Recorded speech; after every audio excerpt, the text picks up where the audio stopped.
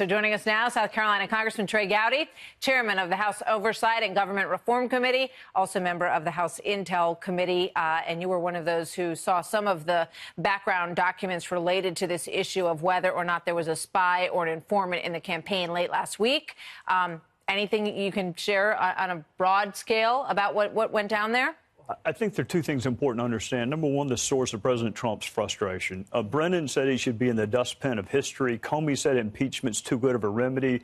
Clapper doesn't like him. Loretta Lynch said call it a matter, not an investigation.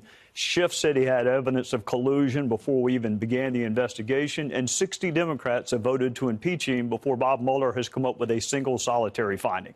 That's what's got him frustrated.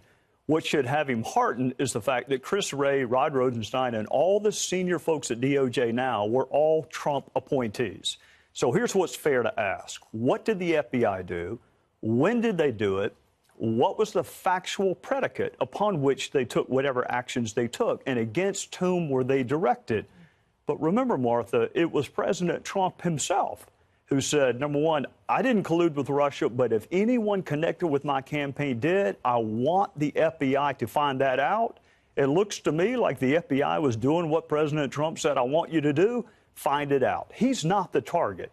So when Schiff and others don't make that clear, they're doing a disservice to our fellow citizens. He's not the target. But this raises the question that the president raised in this one of those tweets. There were a lot of them, and which we talked about quite a bit here last week. Is if that were the case, why didn't they give him a little briefing? So here's what we found out.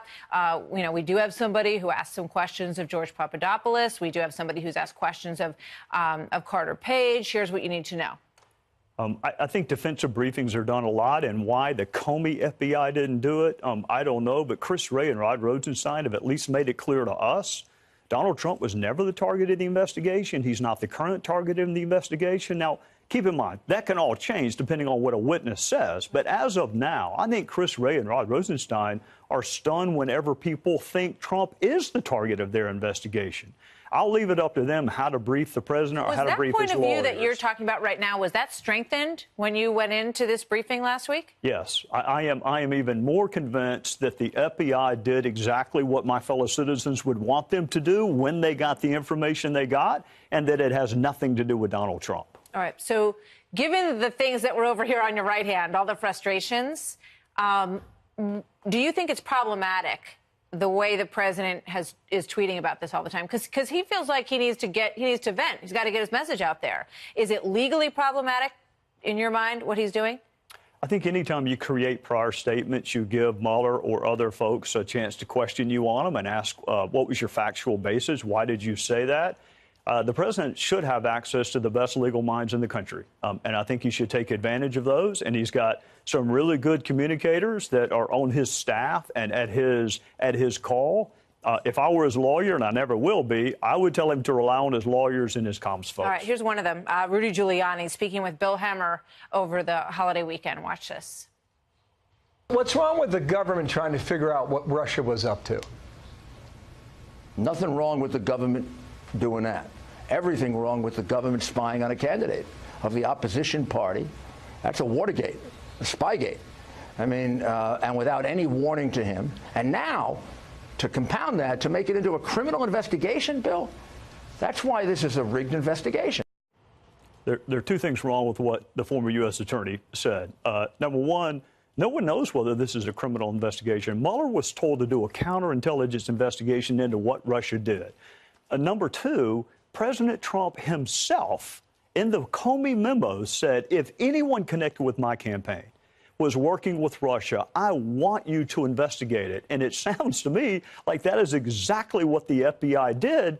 I think when the president finds out what happened, he's going to be not just fine, he's going to be glad that we have an FBI that took seriously what they heard. He was never the target. Russia is the target. So it sounds to me as if you would advise him that there's no problem with him sitting down with Robert Mueller. Oh, absolutely not. I have always said, I think you ought to sit down with Bob Mueller. You've told us publicly there was no collusion. You've told us publicly there was no obstruction.